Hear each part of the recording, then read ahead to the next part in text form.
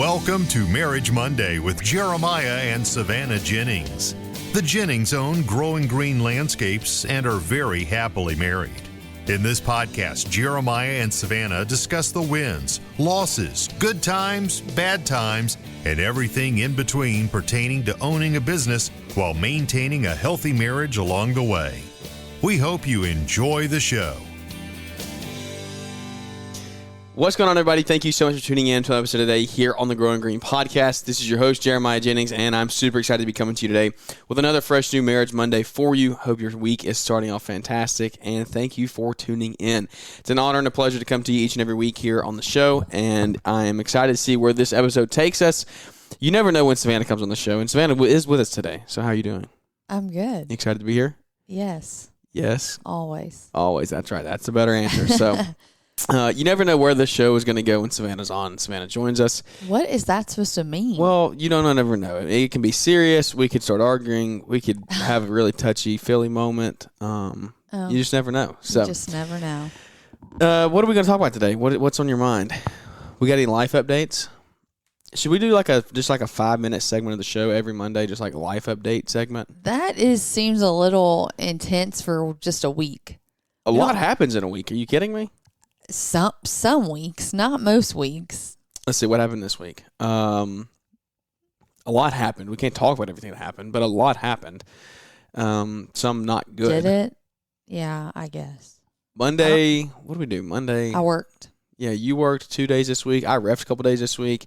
Yeah, so if you're ever curious about my reffing experience, I ref on the side. And Basketball. Ref basketball, ref high school basketball here in Alabama. And we had a game Wednesday or Thursday night. It was Thursday night, I believe. We went into double overtime. It was ridiculous. People say like I can never ref because I couldn't have the parents yelling at me, couldn't have the coaches down my throat. Like Thursday, it was that exact moment. We had a foul at the end. What people thought was a foul. There was no contact there. The kid blocked the shot, and the offensive player landed wrong and rolled his ankle. And was hurt decently, but he just had a good roll. He didn't break his ankle or anything. He came back and played in overtime. But this was late in the fourth quarter and went up. I didn't blow the foul. There was, like I said, no contact, but he just landed wrong, got hurt, and so that was the start of it. The parents erupted. The whole crowd. That gym went wild. And then for the next 2 overtimes, it was the same. It was just scrappy ball. It was back and forth. That was exciting this week. Yeah. But yeah, you just learn to develop tough skin. I guess that part of that comes with like owning a business and like dealing with customers. When you have 100, 200 customers talking to you, and most of the time you're doing really quality work and they don't complain, but there's times when they do complain. And so we just learn to make sure the customer's always right and make sure that they give them the best customer service that we can offer. And so that kind of translates into reffing just because like I can handle them yelling at me. It doesn't really bother me much. I'll talk to them when they want to talk and have a conversation, but other than that, just kind of tune them out and move on. Yeah, I can do it. Yeah, I've changed a lot because I coached for 4 years, and so like I was on that side from the coach, like screaming at the ref, like, "You that's a terrible call. You missed that. That was so bad." Blah blah blah blah. And now I'm just like see things totally different. So it's tough reffing though because I try to put myself in the coaching shoes when they're like doing something they should be doing. The kids do something like, or I know a play that like can get them out of this, and it's tough not being able to say anything or give me advice. But it's fun. I enjoy doing it. Everybody's got a quote unquote side hustle, if you want to call it. I get paid for doing that, yeah, but I just enjoy it. I coached for 4 years. Could not allot the time to that. I committed once we had Jack, and so I still wanted to stay around the game of basketball, and reffing was the best opportunity and make a little money with it. The coach was a volunteer position, too. Yeah, coach was volunteer, and that was we started practice in, into September?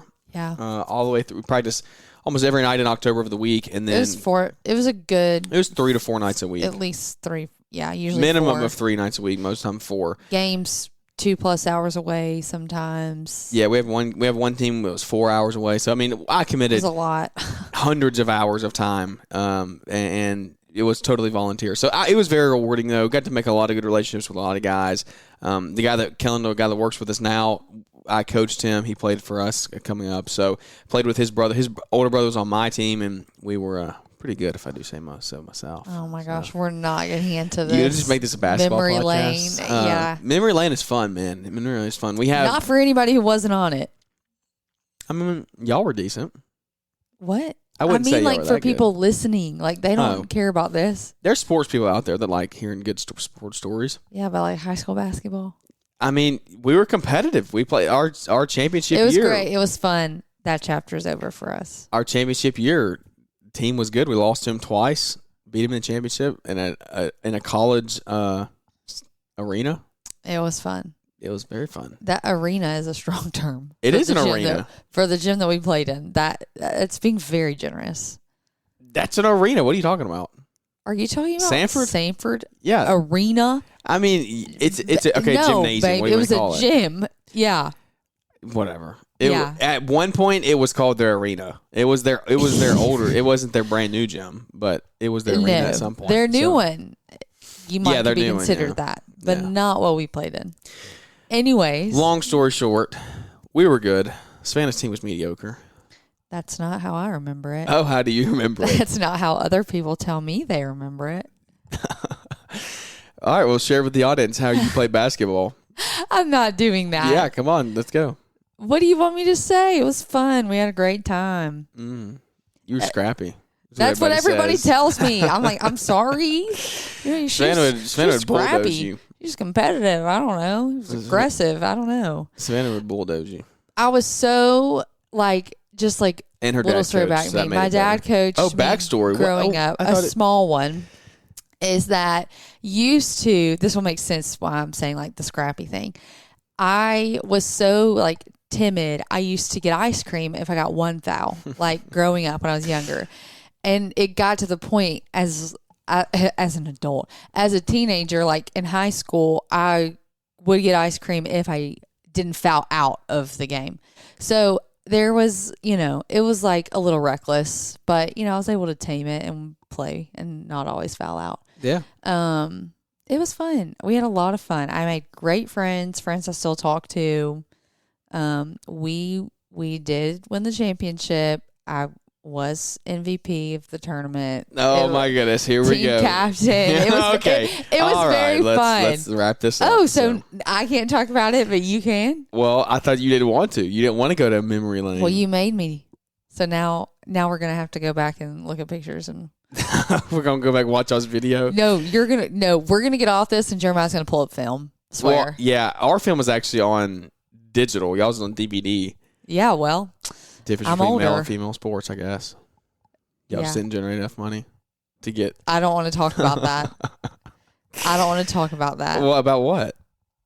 Generating the money. Why? Because you had all your crap given to you. Given to me? What are you talking about? The locker room. Oh, all yeah. of that. Yeah, our coach Can we please get off this? Nobody cares about this at all. He gave to us a lot. He gave a lot to us. Yes, it was wonderful. All right, let's get into the show then. All right, we're done living in the past. I guess we can catch up and go off of what's happening real time currently in our lives and in the business. So this week was a big week. We had a meeting with the people that we are looking to purchase some land from. And so let me catch you up to speed. We talked probably 2 months ago on this show, 2 or 3 months ago. Maybe. When we first started talking about it. Yeah. But mentioned it that we were in the process of trying to decide what we wanted to do. I had the opportunity to rent a lot near us for $800 a month, I think is what the guy wanted. And it was just an empty gravel lot. There was nothing there. It was fenced in. I will say that. It was fenced in. But other than that, it was nothing. It was convenient to where we were. It was right off a main road, I guess you could say, a main highway for where we work out of. But other than that, that was the only benefit to it. It was gated, good location. But other than that, it was $800 a month for a gravel lot. And so we were torn. We talked about that, and we were like, I just want to start looking. We started looking for a different house, maybe further out, paying a little bit more for a home with some land that we could run the business out of and not invest like we knew we would have to pay a little more for the house to get that, but we would not be paying rent for $800 a month to an empty gravel lot. And so we toyed around with all those options, had a lot of discussions and thought and prayed about it, and we landed on this lot that really is kind of a God thing, literally. I mean, there's no other way to explain it. There's no other way to put it. Where we currently live, we live in a really good location. We have no interest in moving from where we are. It's a great central spot to run our business from. We're 10 minutes from everything where we really operate, and we didn't want to move from here. But we needed to find somewhere to call home base, and so we cannot continue to run the business out of the garage the way we have. We're blessed. We have a full basement. We have a little bit of space here. We have some land behind the house and a driveway and things that we can park things and pull them down the hill and things. But it's just too crowded. When we start having guys come to the house, if we try to scale this coming year a little bit larger, we cannot have employees coming around and trying to do all that at our home. It just doesn't look good. It's hard to build a company. It's hard to build culture that way when there's no common space for them to meet. They just walk from their truck to the box truck and get in the truck and leave every day. There's no common meeting area. I don't really want random people coming in our house. And so, no. Yeah, exactly. But that's something we've dealt with and kind of worked through. And it's been fine. It's worked. But it's time to change. And so we found this piece of land that is right up the road from us, like half a mile. It's on our street. It's on just our a different street, yeah. number address. Like it's just our house is the beginning of the street. You just keep driving and you get to the end of the street and it turns into all woods. It's a road that actually connects down to another major road, but it's washed out. There's trees down over the other end, but luckily the tree comes down right at the other side of where this property is, and so currently no one can come up the other side of the road because it's a large tree down. And like I said, the road's washed out on the other end. Long story short, it's not a traveled road. It is pretty much a dead-end street.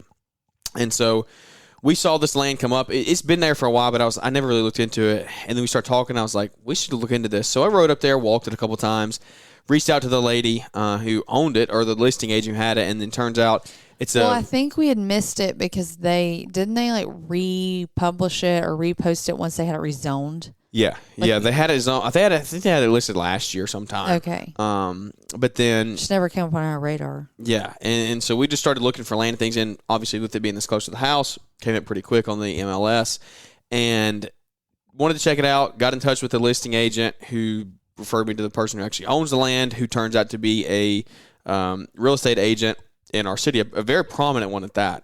She's been here. I didn't realize this. She's built like a bunch of the neighborhoods. She's built Old Mill. Like she was the agent for those builders. She's a very prominent agent that's been here for a long time, and you know her name in our community. So reached out to her and wanted to just get the laydown on it. And turns out it's 10 acres of land, which is what we knew, and I don't know if we talked about that before or not, but it's 10 acres of land. It's all wooded. It's rolling hills in the back.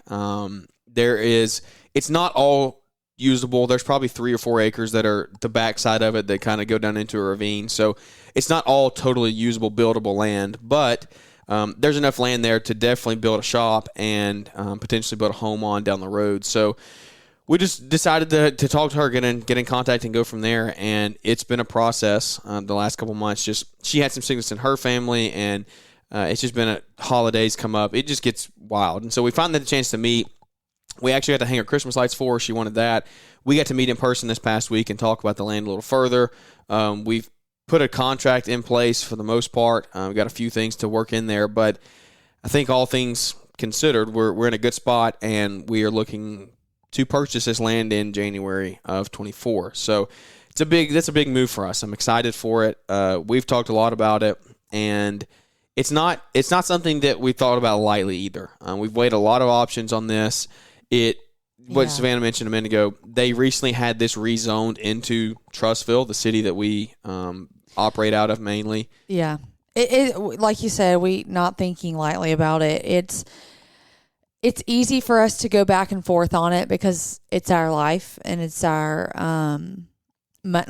just all of those things. It's ultimately all going to come back on us. But then when we are listing out all of our reasons, to do it, every single person that we have taken advice from or that we look up to that we've asked about this, they're like, it's a no-brainer. Like, when are you signing the papers? Because it's just everything that doesn't make sense, that wouldn't make sense, has fallen into place so far. And there has literally not been a single reason to not do it. Yeah, there's been no closed door, I guess you could say. Yeah. And it's like you're saying, things have fallen in place that we didn't even like. Things that we would have had to figure out after signing the papers have already been figured out. Yeah. Things that like the zoning. The zoning was a big one. The zoning, like it gets us into city. I was going to say zoning as far as like city limits and for commercial personal use. Yeah, that's a huge one. I didn't even think to talk about that, but yeah, because that's probably a lot of people's questions. Like, if is it on commercial? Because it's at the end of a neighborhood street, right? And so the people we're looking to buy from, they bought it back 20 years ago, I think it was. They were looking at developing and putting some condos on there. So it's currently zoned agriculture, which turns out to work out in our benefit because it is set up that you are allowed to run a nursery out of that. So we can we can set up our landscape company, and it'll fall under that.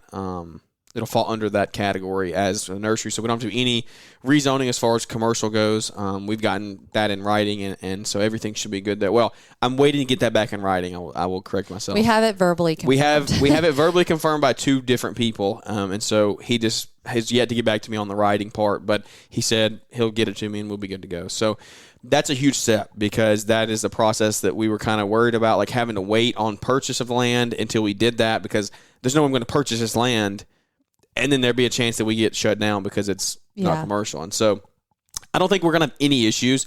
Like I said, dead end street, 10 acres of woods. No one is even going to know we're there. We just zoned it into this city, but this city, the people that live in the city doesn't know this land exists. It's in the neighboring city. So Trussville is what it's zoned into. We live in Clay. Clay, no one that lives in Trussville knows this piece of land in Clay exists. Like it's just not a thing because it's like our little it's on the hidden gem. very outskirts of Trussville. And so we have been blessed to get in there now. The zoning is in there for it's also a huge thing is we get I know people are going to be like, well, that doesn't really matter, but it does. Down the road, you get city fire, city police, and they're building a brand new city schools. If we decide to go that route for education, then it is one of those things. We have a really strong education system in Trussville, and so it's just everything's checked the boxes so far. They're building a brand new fire station like 4 minutes down the road from this piece of land, whereas before we were in the county fire, which is 7 to 10 minutes away. I mean, we're still in that right now. Yeah, we're still in that right now. What? Yeah, you said before. Like, we're not currently still. No, the zoning. Yeah. Yeah. No, it's zoned in Trussville now. It's Trussville fire now. Our house? Oh, no, not our house. That's what I'm talking about the land. Yeah. Yeah, our land. Currently, we're still here. We're going to be No, here. I'm talking about for like the shop property. Like having a shop on it. Like having stuff there. We're 4 minutes away from a fire station, which is huge if something happened. It's just weird to think about referring to them so separately because when I tell y'all it's like 30 seconds from our house. Yeah, like you can walk to the end of the street. Yeah. But anyways. Like we'll ride 4 wheelers back and forth. And another thing, like we just say all cards fall into place. It's this is a perfect potential for us to put a shop up there. We're going to work out of it as an empty lot probably this coming year, and then hopefully build a shop there in 25 or 26, but hopefully 25, and we're going to be able to watch that happen. Like we're literally 30 seconds on the street, and then long term, 5-10 years down the road, put a house on there. There's a piece we would split the land into a spot with the landscape company, and then person would buy that from the landscape company and put a private residence on it. And so we would be able to live up there, and then we could keep our house as a rental property, and we would drive by it every day. We would be able to keep up with renters, whoever's in here. Like there's a lot of options that come with this. That's not something that we're totally like sign the papers on doing, but it just creates a really good opportunity. So what do you have to say again about it? Nothing. Do you not agree with that? Yeah, I mean, there's a lot in there that's TBD. Yeah, of course. This is all just like down the road things. This could all change tomorrow, but it's what's happening and it's what's real life. And so it's a huge moment for us. It's been a long time coming, trying to find somewhere to operate not in our driveway or basement. Yes. So we still have to sign the papers. We still got to, like I said, we got to close hopefully in January. But I at least wanted to share it because it's extremely important to celebrate your wins because it's something that I don't feel like it's talked about enough is celebrating the positive. So this year hasn't been a huge year of wins in our landscape company. But there has been one of just like growth. We've reinvested a ton this year. We've seen a lot of progress. We've definitely had our ups and our downs, but This is a really solid way to end the year in 2023, and we're super excited. I mean, nothing is written in stone. Like I said, we still have to close in January, but I'm excited to see where we get to go moving forward, what kind of doors this opens, and it's just an awesome time. And this is a huge win for us. This is something we've looked for literally 3 years since we've been married. I mean, what do you have to say about it? I mean, are you excited? Yeah, no, I agree. Like it's just one of those things that we've been working towards. Been working towards it day and night, literally day and night. And so I'm pumped. I'm pumped to be able to do it. And I know that all you guys out there are as well. And the ones that have gotten to the point where you've built a shop and you've got the land, like that is awesome. We look up to you. And so hopefully in the next couple of years, like I said, we'll be able to get around and visit some people's shops, get some more advice from you that have those, and that way we can get some good input for ours down the road. But celebrate your wins when you do win, and celebrate them. I don't know. I feel like that's hard because you don't want to get caught up in the moment too much, and like you don't want to go crazy, but you do need to take time and like say thank you and celebrate. I mean, like that. Yeah. We talk about being content, but never satisfied. Like, if you're not celebrating your wins, how are you going to call yourself content? Yeah. Does that make sense? Right. Like, you can't always just be like, it's not good enough. It's not good enough. And so, this is a huge one for us. And so, I'm excited to be able to get to this point and move forward with the process. But if we could help you in any way when it comes through like talking about these decisions, obviously reach out. I would help however I can, but a lot of you guys have helped us through this decision, just like talking back and forth.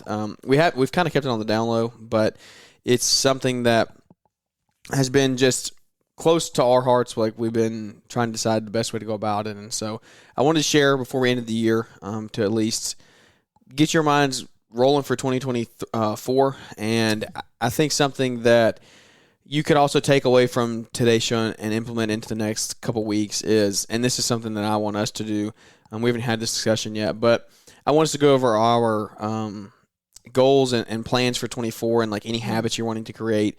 And I want to start those this week. This is the week before Christmas is when this is live. So 2 weeks before the end of the year. And I think I want to put a spin on this. Like, you want to set a goal for 2024, like you want to work out every day or drink water every day, whatever your goal is. Start that early. Like go in. Why start January 1st behind? Like go into January 1 already with the habit created. Yeah. And I feel like you're going to have you have a lot better chance of come January the 14th to 2 weeks in, or January the 20th, than like those 2 to 3 weeks where it takes to create a habit. Like if you're that far in, I feel like you're much more likely to just continue. Mm-hmm. You're not going to be like the rest of the mold that stops going to the gym 3 weeks into the new year. Mm-hmm. If you start early and carry that momentum in, because like when January 1st comes and that's your goal, is like you're already 2 weeks in. Why would you quit now? Yeah, I think it's just people are. I don't know. I see that, but also people are still trying to figure out their goals, what they want to do, and the reason January 1st, I feel like New Year, whatever, but also like it's kind of hard for people right now, like this time of year and the holidays, and it's hard for health goals. That's it. I mean it just depends. Time is you just don't create the time. Well, we've gone through that. We've talked about that. That's I don't know. That's a very dependent thing because you're talking about work and stuff. Like, yeah, but I'm saying hours are weird right now because of the holidays. Correct, like, correct. But if you're what you're referring to, then what are you referring to? I'm referring to health, to like carving out time. Like, I'm just saying the holidays are a crazy time for a lot of people. Yeah, so starting a goal right now might end up leaving people discouraged if they're not able to in a week on Christmas Day. And that, you know what I mean? Like, yeah, I guess I see that point of view. You're saying the holiday might people throw you like off. January 1st because it's a clean slate. You're this part of the year's over. Ain't nothing going on in January. I think that's some of it. I guess I can see that. My thought is like develop the habit now. And I mean there are certain things you can go ahead and be doing for sure. But yeah, like if you want to change your diet, enjoy the next 2 weeks. Eat Christmas food, have snacks, whatever. Start that on January 1st if you want to. But my thing is like more of the mental goals, the reading a book every day, or the waking up and praying every morning, or whatever, like stuff like that. Like just carving out time, the same time that's in a 24-hour day, that will be in the 24-hour day on January 1st, regardless of work or not.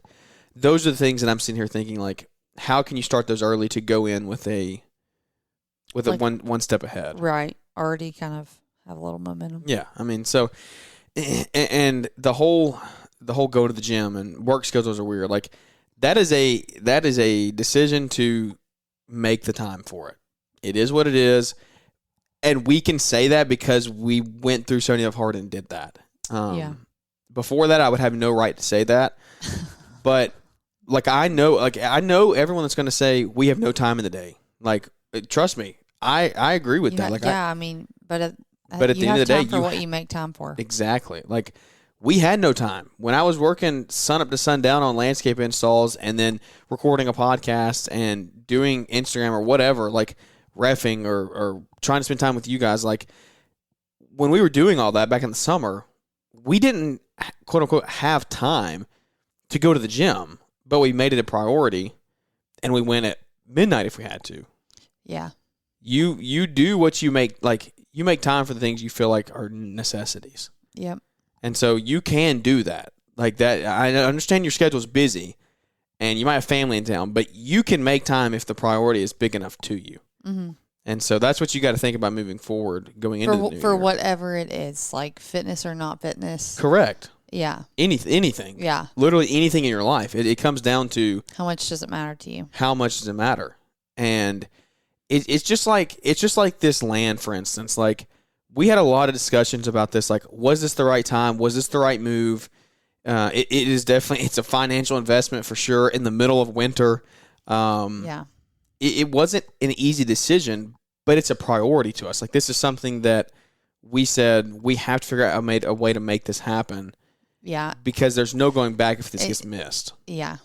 It's too big. I guess priority list is the right thing. Like, it's too big on our list of what matters most to us, of where we're wanting to go, of where we see us going, our family business in the future. It's too big on the list for us to pass this up. So we're going to do whatever it takes to make it happen. That means sacrifices. Yeah. So like that is a real world, like, not a better your health or eat or go to the gym or read a book every day.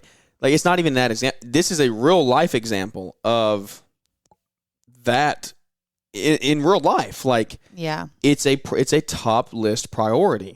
And so it's not always the things that you want to do. Luckily, this is something that we want. Yeah. So it makes it a little bit easier to make the decision. Yeah. But it doesn't make the decision to sacrifice other things any easier. Yeah. And, like, you have to make sacrifices for this because, again, we're purchasing 10 acres of land in the middle of winter. I own a landscape seasonal business. Like, it's not easy. It's not easy. But you figure out a way to make it happen.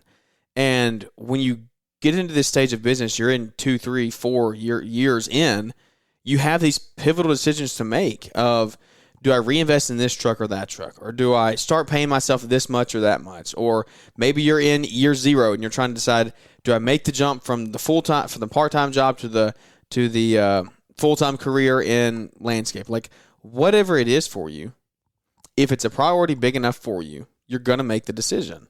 Yeah. And you also learn to make decisions quicker the more you grow in business, in time of business, and the more you, like, grow your I don't know what the word would be. Not grow your net worth, but, like, grow your ability to make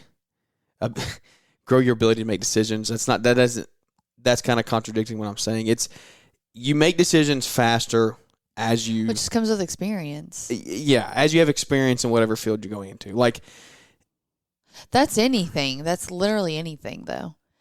Because like, I can't say the right words, use the right verbiage, but I think you're getting the point. This isn't a decision that we could wait around 6 months for. Yeah. You want to make the right decision. You want to pray about it. You want to discuss it between ourselves and amongst our family. That doesn't mean it's flippant and you take it lightly and you're like, oh yeah, this sounds good. We'll make it work. Whatever. Yeah, cool. Let's do it. But the higher levels you move up and you go and you listen to anybody. Listen to a high level CEO, a Dan Martell or an Alex Hormozy or somebody of that super high caliber level. What are they going to say? They say they make decisions quick, and it's a risk you have to take. But it's a risk being in business like that. Yeah, that's just in and of itself. Yeah. We've talked about that on the last couple shows. And so is it a risk to purchase this land? Yes. 100% it is. We could get this land and the landscape company fall apart next year or something, or the land might not be usable for something. Who knows what unforeseen circumstances can come, but we're going to do our due diligence, and hopefully we go into this prepared. But it's a decision that just has to be made, and we have to go with it because we can't sit on it for too long and it passes you by. Exactly, and you don't get that back. And that's what, when Savannah said earlier, anybody we've talked to, they've been like, dude, write the check. Like, it's not worth waiting around. Because if you know anything about land, like, land usually appreciates over time. It's usually, everybody would say it's a pretty good investment. So you can sell it down the road. And so that's our goal is even if, our goal is one day down the road to sell the company eventually. And so this piece of land would be split and come with it, hopefully. Who knows? And so it's crazy to think that far out, like in this moment. Yeah. Like buying the land, but then think like 20 years down the road, 30 years down the road, potentially selling this and this land. Like we made such a big decision about. Yeah. We'll look back and be like, what were we thinking about? Like that was a no-brainer. I hope so. So, I don't know. We'll see. It's gonna be a journey. We definitely look forward to sharing the journey along the way. Hopefully, we'll be putting some videos up of it once we sign the dotted line. But I don't want to video somebody else's property that we don't have full access to yet and rights to do so. So, but yeah, that's kind of our ending to 2023. I think the next time you'll hear from we have one more show. Or next week is Monday. Next week is Christmas. So it'll be New Year's Day. Yeah, it'll be. Well, that's true. Wow, that's wild. This is our last Marriage Monday of 2023. We might put out a Christmas show on Monday. I don't know for sure yet, but that's Christmas Day this year is the day that it falls on. We have quite a week. Yeah, we have a pretty busy week this week. We might just take the week and spend with family. We may release an old episode or something, or maybe just do like a quick 5-10 minute tribute to Christmas and what Christmas is all about, because that is something that doesn't need to be forgotten. It's very easily forgotten nowadays in the hustle and the bustle and the busy, and want to remember what that is all about. So we had a great service today. Yeah, had our musical, like the worship. They did like the whole Christmas program. Yeah, it was very, very good. So really brings you back and makes you remember what the season is all about. And so, what a year 2023 has been. I can't really still wrap my mind around it. Yeah, it's wild that's come and gone this fast. I mean, I don't even know what we've talked about all these Marriage Mondays. There's been so many. I don't remember half this year, so. Yeah, it was wild. It was a wild year. Jack has grown up. I know. I was looking at pictures today of, we had the Christmas thing at church today. So they have all the nice, our church goes all out for Christmas, decorating wise. And so we were taking some pictures today, and I looked back, and we have a picture in front of the exact same little backdrop last year with Jack. Yeah. And I was looking at how little he was versus where we're at now, and it's just how? Where did the time go? This year, it's just been so crazy. Yeah, it's wild for sure, to say the least. To say the least, it's wild. And so we appreciate you tuning in and following along with us. I hope, and I'm just kind of reminiscing. I know my tone kind of changed. Just reminiscing about what all's gone on this year. Yeah. A lot of ups, a lot of downs, like we said. But it's very good to have an awesome community like you guys that have come in and support us along the way. Thanks for all the kind messages throughout the year of how this show helps. And we just try to be just relatable and what we're going through. Got to meet a ton of you at LAL and at Equip just talking about, hey, listen to show on Mondays. And that means the world to us. We don't take those messages lightly or those in-person interactions. So thank you for all of that. Thank you for being an awesome audience and an awesome family here, part of our show on Mondays. Who knows where the show's going to go in the next couple of years. I wanted to put some twists on it maybe moving forward, but it's going to be fun. And we are honored to have each and every one of you here listening with us. So that's going to potentially wrap up 2023 for our Marriage Mondays. We might see you here next week. But if not, we hope you have a very, very, very Merry Christmas from Savannah and I both. And without any further ado, that's going to wrap this episode up, guys. And we look forward to catching up with everybody here on the next one. Are you feeling stuck in the slow lane of business growth? Wondering how to assemble a dream team that propels your business forward? Or perhaps putting in the hustle but not seeing the financial results that you crave? We get it. But guess what? We've got the game-changing event you've been waiting for. Get ready for the LCR Summit, your ultimate experience to get answers and take action. Join industry titans Keith Kalfas, John Pajak, Marvin Salcido, Paul Jameson, Mr. Producer, and Jeremy Vest in dynamic workshops on marketing, team building, and company culture. Budgets, break-evens, and bottom lines, podcasting, and YouTube content creation designed to kick your business into high gear. Picture this, 2 days of hands-on interactive sessions in the heart of Atlanta, Georgia at the Creators Clubhouse on January 19th and 20th. Limited seats ensure an engaging experience, so you're not just attending, you're participating, collaborating, and transforming. Oh, and did we mention a special bonus? Brace yourselves for Jonathan Potoshnik, the lawn care millionaire, delivering a keynote that's worth the price of admission alone. LCR Summit event host Naylor Taliaferro says, "I wish this event existed when I started my business. It's a unique opportunity to connect with industry leaders and invest in the future growth of your business." Click the link in the episode description or head straight to lcrsummit.com to snag your seat before they sell out. And by the way, tickets are fully refundable because, hey, we get it, business emergencies happen, and when there's snow, you gotta go. So invest in your future, worry-free. Here's to the clear skies and bright future of your business. We'll see you January 19th through the 20th at the LCR Summit, lcrsummit.com.